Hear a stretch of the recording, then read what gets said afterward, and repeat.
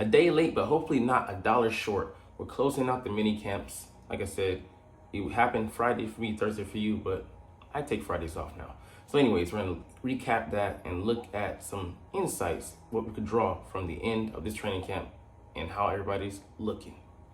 What's up, it's your boy Cintron, coming back at you with another analysis video, and I kid you not, that's my real name. 10 observations from the Eagles' final minicamp practice. I was intending to say something else, but anyways. James Bradbury is still out. Sidney Brown was still practicing by himself. Trevor Keegan, undisclosed. And Jacob Harris, he doesn't really matter. Albert O was on the sidelines with the sleeve, hurt himself slightly, and he was, having a maybe decent camp, slight uptick, but, it is what it is. So, John Ross was able to practice, so he was getting some work in. But yeah, let's get into the major stuff. Jalen Hurts had another day, didn't look crisp, or the offense didn't look crisp, but, there is a lot of overblownness about this, not being overblown. Anyways, because, we're making an install of a completely new offense. Like, on the defensive side, they're installing a new defense, but there's been a variation of it here. So it isn't totally wholesale new, but this offense doesn't really resemble, as we'll get to a percentage in a short later, on what Jalen Hurts, or how much I should say that Jalen Hurts thinks is being changed here, installed. But some sacks happen, Josh Sweat just clean blown by Jordan Mailata, and I forget the other sack that happened, Jordan Davis and someone else in a combo. Might have been Josh Sweat, but it happens because, Jalen Hurts is holding the ball, he's patting it, he is trying to make the best play available in practice setting that, that's going to be afforded him the time to throw. In real life game action, he's always a different beast than what he shows in practice, but definitely a better game time player, game day player than practice guy. But, much to do about nothing, because there's been additions to the offense that are make it look diametrically opposed to what we saw last year, and adds a breadth and depth to it that, quite honestly, deserves a bit more pontification, drawn out thought process. And he's not going to just get those overnight. And who's going to handle the protections and other things that might be, heaped up on his plate with the retirement of Jason Kelsey. So there's a lot of moving pieces, and a lot of bells and whistles are going to be added, or that are being added in to this offense. And, he doesn't want to take we know Jalen, he doesn't like to take the dump off option, the shortest option. He likes to try and maximize each and every play. And yes, that can work to his detriment, but hopefully Kellen Moore will help him meet a happy medium where, keeping the offense on time, but at the same time leaving space for him to be special, be the playmaker that he is. So, it's a delicate balance, and I know that it's going to require something, of a leash growing process, some patience from O coordinator, head coach, and quarterback, and then the surrounding gaggle of players around him. So work in progress, definitely. But be patient with that loading screen. It might just take a while on that Sega CD that we're playing on. All right, next up, Kenny Pickett had a good day. He's had a solid camp. Better, I think he's an upgrade over Marcus Mariota. Hitting Joseph Ngata, letting him use his size, and I think he got to Wilson. Was it?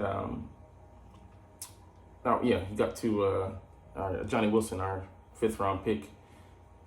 So is it 6th? I think 6th round pick on a double move, and Rodgers was able to stay close, but using that 6'5", nearly 6'6" frame over a 5'10" guy. Yeah, and he ran by the reporters, Dave Zangaro and I forget Ruben, and said, "Hey, he got me, man. What can I do? You should be playing baseball with that." So, would have liked to see him use his size there on the goal line. He's got to be better at that. And the reason he went in the 6th round because he wasn't consistent. So we'll see if he can become that. But red zone weapon, I would love to see him become that. But work in progress as well. Anaya Smith reaching back to pluck some balls from Pickett as well. Like, he hasn't been consistent. We'll get to him later and muffin some punts. So safe to say he's out of the running for the punt returner job. But good to have that at least those reps in your repertoire so that you can be prepared, because you never know when your number might get called. It could be any given Sunday, any next man up. Kawhi Jean punching out a ball, Shaq Davis. I mean, it's a guy who's probably not going to make the team. Not probably, he's not going to make the team. But, him showing that awareness. And saw the previous day two, him nearly having a pick if he just secures the ball. But great play by the rookie. And, there's an argument to be made that he could be the starting nickel slot guy. So there's that. But Tanner McKee making some anticipatory plays, throws, and he's had a nice spring in that regard. And, also talked about he could have been the number two, but they just didn't want to take that gamble. I'd rather hedge our bet than be, rather be safe than sorry. So he could be number three, and then I think he graduates next year to number two because he's just shown maybe too much. Not too much, but too much. Not too. Kenny Gainwell dropping passes again. Second day in a row. Is he feeling the heat coming off of Will Shipley? Him playing, decent at a decent level, and especially over the past 2 days, elevating his level of play. Could be. All right, Will Greer just standing here next to the coach. He ain't getting no work, bro. He's there for the mental aspect of getting those guys ready, and then we're not gonna see him in the past the offseason. But it is what it is. All right, we'll get into some more things that we noticed at camp. But first, we'll get to this. Like I said later, 95% of the offense being new. It's a new scheme, and what I like about that is that it's not going to be the stale product that we got last year, man. We were a little bit more than tired of that. But Jalen Hurts, think about this. It is new to him, but it isn't his first rodeo in taking on a new offense. 4 out of the 5 years he's done so. Press Taylor, Shane Steichen, Brian Johnson, then Kellen Moore. And you saw what happened when he was in one consecutively. And I think even if things we would likely keep Kellen Moore, if not elevate him to the head coach. I would love to see that happen. Not saying I would love to see Nick gone. I don't want to see him be successful, but who knows what might happen. And Shane Steichen, you saw what he came in and did.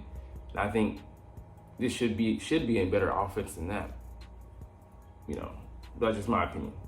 But Jalen Hurts' ability, back to the original point, his ability to pick up an offense, it's, now that he's done so the majority of years he's been in the league, it's just different verbiage and translating it to a different language at this point for him. So shouldn't be a huge struggle, and we'll see. I think we'll get to see how he grows over the summer and as he gets more comfortable with. It'll be something to watch. The loading percentage, 30%, 40%, 60%. Do we stall out at a point, the game freezes, or do we continue to load until we get that starting screen? All right. Let's see. Is there anything really new to glean here? Mekhi Becton. He's looking at he's going to be our sixth guy. The the new Jack Driscoll, the tackle/guard combo, and he has a big body, so that fits at guard. But he's 6'8", so that doesn't fit. He's a big guy. But I like him to push Steen, but he does have more just experience in the league, but he's never played guard.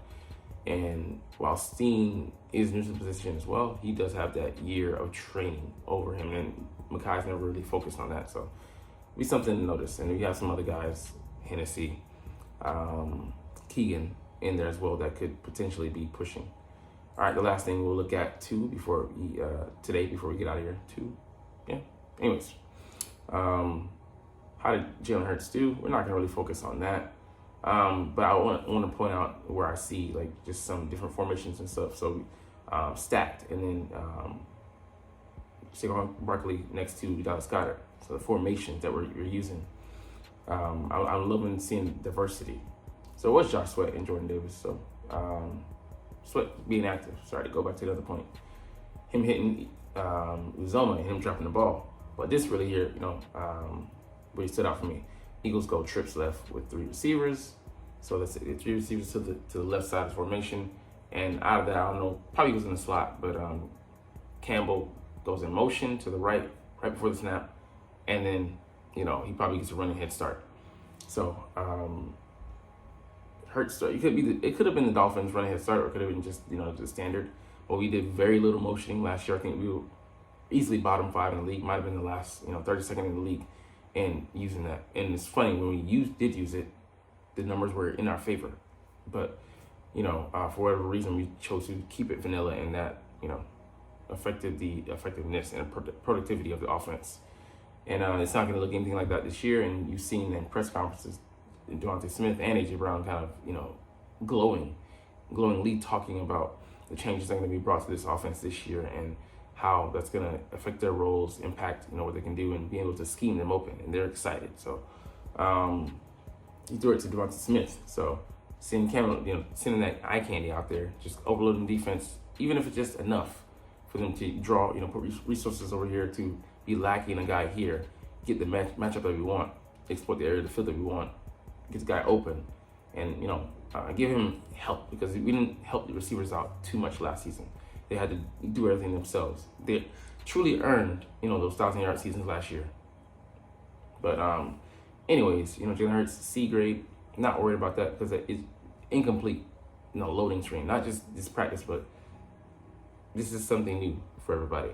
So we're getting used to it, and we'll see what things look like when they get acclimated. But anyways, we'll get up out of here on that note. But hey, I know that you're not even watching, but it's all good because I love making these videos and I love talking about the stinking freaking Philadelphia Eagles. So we'll chunk this officially, but as always, it's fly, Eagles fly, and let's motherfucking go. Like, comment, share, and subscribe if you Thanks for watching.